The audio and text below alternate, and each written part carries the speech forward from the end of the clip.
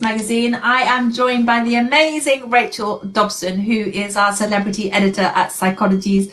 Welcome, Rachel. Lovely to see you here. Hello. Hi. Hello. It's the first day of lockdown, Rachel, and I'm coming to you today because you also review our podcast. So I wanted some fantastic podcast recommendations for you, but I also wanted to thank you for your fantastic interview with Ruby this month. I know that you went to interview her and you learned lots from her. You've also interviewed the wonderful Katie Piper, and well, all of our celebrities this year. So thanks so much for doing that. It's absolutely brilliant. It's an absolute pleasure. At the beginning of this year, we didn't expect the global pandemic to take over our lives. So you've been in a strange position of interviewing celebrities all over the world for Psychologies magazine. What are you learning from them about how to handle this weird and wonderful time, if anything? It's been so interesting because, we're fortunate that we have these celebrities who want to talk to Psychologies magazine because they love the publication. And what I've really learnt is these people are incredibly successful. I sat in Ruby Wax's garden and looked up at her massive house in Notting Hill. And really, she has everything, the interior's beautiful, everything's gorgeous and beautiful. But she said when she went out and did the NHS clap, she met her neighbours for the first time.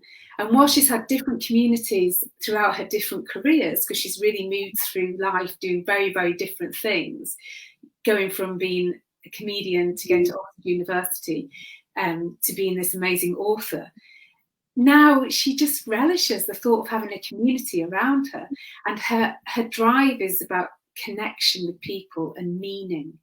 And I think it's really amazing to hear these really successful women talk about the connection that they're craving with other people, and to not being driven by ambition and money, but to simplify life and to connect to people within their local community, or creating a community that's online but like-minded. And Ruby especially, she spoke a lot about finding a common purpose. So whatever that purpose is, it's very useful to have one thing that community is aiming for. And that might be an eco thing, it might be that you all like the same books. It doesn't really matter what the purpose is, but that's what can bring people together. And I'm talking to this massively successful woman, and she's talking to me about litter picking in Devon or whatever it is. And I just find that really refreshing, because I think we can all do that. We all have neighbours and we all have people around us, and we can connect to those people. And I think that's been really insightful from those really successful women who I've spoken to. Yeah, just at 1 o'clock. So for lockdown, Psychologies, we're going to flood this feed with incredibly inspirational and brilliant experts. We're calling it Beat Anxiety Lockdown Special.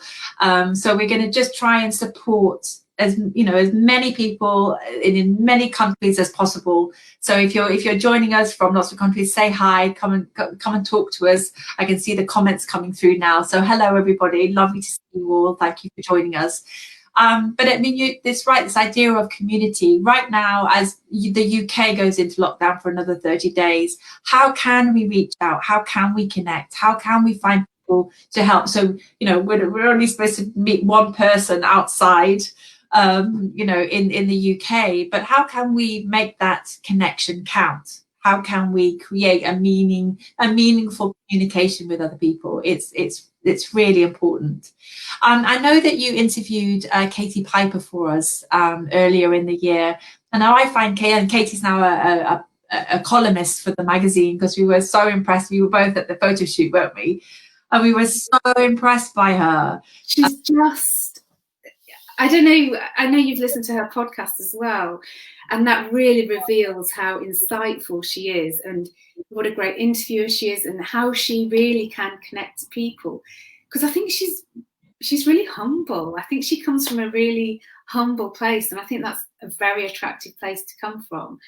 And that makes her connections really genuine and it is lovely, isn't it, to talk to her and to meet her. Yeah, and she asks great questions. So I think her podcast is called Inspirational People. Extraordinary People. Extraordinary People, that's right. Yeah. And she's interviewing all of these really extraordinary people who've done amazing things and who are really inspirational. So you listen to it and you know, in terms of perspective, I mean, you know, Katie's a businesswoman. She's, you know, a writer, an author. She's got a TV presenter, all of those things. And that's how she defines herself. She refuses to be defined.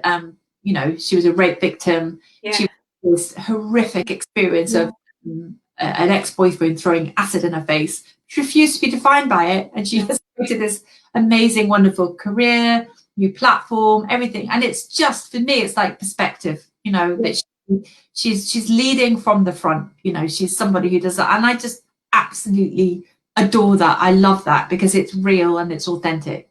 And because she is so authentic, she has a massive range of people on that podcast. So she'll talk to people who she'll say, you wouldn't realise they'll be in front of you in the supermarket queue, but they are extraordinary people who've done incredible things. And I think that's the magic in it, isn't it?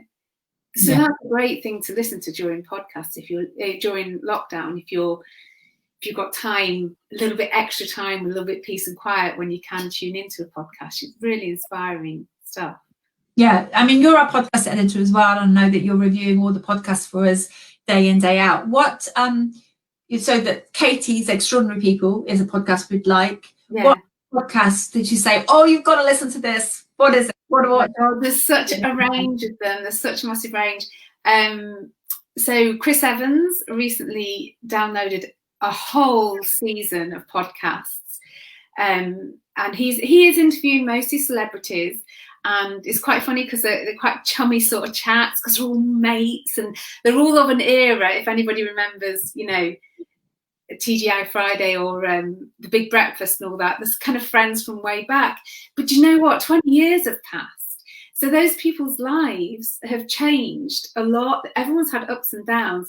And of course, he's been in and out of their lives the whole way. And so it's quite an intimate conversation, and he doesn't want to be edited. So some of them are like up to 2 hours long. So again, if you've got the time because you're, you know, around a little bit more, they're really good ones to listen to. And I don't know what happened to him. Did he find God? I don't know what happened to Chris Evans. There's something, he's coming from a really different place with these interviews. But I quite like it. I think he has been transformed. I mean, his radio station, Virgin Radio, we listen to it every morning. I love him. You know, he's gone from, you know, from when we were journalists with the Ladette culture, and, you know, we're all, you know, drinking a lot and smoking and carrying on. You know, it was, you know, Sarah Cox and Zoe Ball and that area when we were, you know, and we've all transformed. But I mean, Chris is just doing such an amazing job. He's in, you know, asking really brilliantly inspirational question, and there's real depth there. You know, I suppose it's, I mean, again, like Russell Brand. You know, these people who've had, what's interesting about it, the only thing that I find interesting about fame is that they've had, you know, they're everything that you think you want that's going to make you happy, fame and fortune and fast cars and all the things that we thought, okay, let's do all of that. They've had all of that, and they go, oh, okay, you know. Actually, I always want to walk my dog in the woods. Yeah, well, I mean, and that's what Ruby says in the interview. That she is in a little like a simple house, a little pod. She writes in a pod in a field, and that's when you're happiest. So I mean, it's interesting. I think with lockdown, I think there's very much a kind of a leveling thing, because it doesn't matter how rich you are, it doesn't matter how famous you are, you know, you've got to, you know, it's about connection. And of course, for many of us that, you know, we haven't got their wealth, and, you know, it's, you know, I think it's very hard and very difficult, you know, to get through this lockdown when we're worried about our jobs or being made redundant, or money, whatever. So have you, you know, listened to any of the podcasts or any of the celebrities? Are there any, you know, any sort of things that would help with that? I know, I mean, at Psychologies, we've done lots of dossiers. Yeah, and I think those are really helpful. Yeah, I think those are really helpful, and I think as well, there's a lot of small business podcasts, or even just podcasts encouraging people to, you know, try a side hustle, try a new business. You know, if you are on furlough, you might be getting some salary, you might be working part-time, and if you've got a little pocket of extra time to pursue something that you're really interested in. And recently I've been enjoying a really good podcast from the lady who put together Not on the High Street, and is now doing, I've forgotten her name, she's now got a new podcast. Is it Holly Tucker, yeah, it's Holly and Co. That's it. Well done. And she's interviewed lots of female entrepreneurs about how they got started, and her big stories about starting, you know, at the kitchen table. And I think that whilst the celebrities may have the wealth and the fame and the fortune, I think that asking for help when you're starting a new business, reaching out to other people who've done it, is all about building those connections again in a different community, and that can all be done virtually. A lot of it's free. You know, there's people have just set up businesses from the Google search bar, just going through YouTube, learning things, and you know, that's all to be encouraged, isn't it, in this time? Yeah, I mean, whether it's, you know, being redundant or you creating a side hustle. I mean, we've been part of the Women in Business last month, all online. It was amazing. You know, we did a whole dossier about it. You know, and there was so much support in about creative, whatever it is. I mean, so I feel like really not very techy, but even little by bit, I do this and I learn that. It's really amazing. So, you know, again, and what that does, it helps you feel empowered. So I think when a big pandemic like this is happening, when we're this out of our control, there's nothing we can do about it. And when it's really affecting us financially, it can make, you know, it can have a massive impact on, you know, how we're going to live our lives. So if you can listen to these podcasts and see if you can come up with ideas or side hustle ideas, all of a sudden you become empowered. And I think throughout this lockdown, if we can go from this idea of feeling disempowered, like a victim, to feeling empowered and, okay, let's focus on what we can control, that is so important, you know. And I think as well, at the moment, we're saying it's going to be a 4-week lockdown. And I think, I mean, we're both journalists. There's nothing like a deadline. We love a deadline. But maybe to do those baby steps, you know, every Monday you do this, every Wednesday you do that, every Friday you do that. And it definitely asking for help, because I think people react if you ask them for help quite positively. And to have a 4-week just try something and see what happens. What's the harm? You know, it could be a really interesting exploration, couldn't it, into who knows what. Yeah, I did a brilliant interview with an improviser called Max Dickens. He's in the theatre, and he talked about all the time when they're improvisers, it's like, have you got news for you, or whatever it's called, where they're on stage. Whose line is it anyway? Anyway, they do that, and he says it's when someone gives you a gift. And the last interview we did at 1:00 today was all about how do you deal with disappointment. And this wonderful expert, Susie Ashworth, said it's seeing everything as a gift, you know, and it's difficult. I mean, it's very difficult when, you know, people are losing, you know, their relatives. You know, how can you possibly see that as a gift?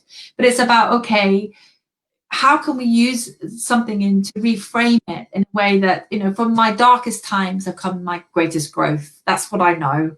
That's really powerful. We both kind of admitted on the call together at 1:00 that we both lost our parents, her foster parents and my parents, when we were teenagers. And that for us was, you know, our whole world was devastated overnight. And what happened is that from that has come our whole career, our whole purpose and meaning, everything. I mean, of course, no one would wish that on anyone. But at the same time, you don't know where life this and in a way, you know, we don't know where this pandemic is going to take us. We don't. It's about being open, isn't it? Open to seeing what the opportunities might be, and again, not coming from this is going to destroy me to, where is the growth here? What can I focus on? And it is definitely that attitude. Because I don't know how you felt when they announced this second lockdown. But I felt really, really down. I felt really sad. I did. I felt very low. Yeah. And then I kind of thought, when I can think of it in this small section, Lord knows who knows if it's going to be 4 weeks or however long. But if I can get my head around 4 weeks and make a plan and turn it on its head, and like you say, see it as an opportunity rather than just giving up and going under the duvet for 4 weeks. Yeah. No, absolutely. So, I mean, the magazine is full of self-care tips. Yeah. So, there's so much. So the one thing I would say to everybody who's listening to this broadcast is what can you do to create to look after ourselves and other people? So what is the self-care you can put in place for yourself in terms of, so I do my Wim Hof breathing. I interviewed Wim Hof the other day, the Iceman, who was brilliant. It's amazing. So it really energizes me. So Wim Hof breathing, I meditate, I journal, I get it all out, all my negativity, I write it out. These are my self-care practices. But it might be just having a really lovely cup of tea in the morning. It might be putting a plant by your bedside. It's the small, everybody we've ever interviewed for the magazines, it's the small things. Yeah. How it's not the big things, it's the small things. So what's a self-care regime that you can do? And then, like we talked about earlier, how can we look after other people? Yes, I think it's such a big one. Yeah, how can we be of service to other people, to our community? And, because I think sometimes when you feel down, you can, I certainly can get a little bit, going round and round and thinking about myself. But as soon as I start thinking about other people, I feel better. I feel more inspired, and I feel more connected to the world when I. And I think that's, in the first lockdown, I had a list of people who would be my weekly calls and my daily calls, and it was just like that just hit the phones when I was out and about or whatever I was doing. And that's sometimes it is just phone calls. I mean, that's pretty much all we could do in the first lockdown, wasn't it? Yeah. The phone call thing. Yeah. And again, it's that connecting and helping people, isn't it? Yeah, it is. I suppose so. We're kicking off, on the first day of lockdown, with lots of broadcasts filling the Facebook feed and our Instagram feed, Psychologies magazine, for the next month to support the nation's mental health. And I want to say, we send you so much love out there. We're all in this together. Reach out. You don't have to be alone. I mean, maybe we're physically alone, but we're connected. We have, subscribe to Psychologies. You'll be part of our community. There is a free connected Psychologies Connected community, and be there. And we've got loads of live broadcasts like this with some of the best experts in the world. Rachel, my lovely Psychology editor here, is she's interviewing all of these brilliant, wise celebrities around how they're dealing with lockdown. We're also doing brilliant podcasts with Rachel, so she'll be recommending lots of podcasts for us along the way. So Rachel, thank you so much for your time today. Lots of you. Everybody out there, don't worry, we're going to get through this. Let's focus on what we can control versus what we can't. And we will find, 2021 is not far away. It's the end of the year, but we're nearly there. Lots of love, everybody. Speak to you soon. Bye-bye. Bye. Bye. Bye. Bye. Bye.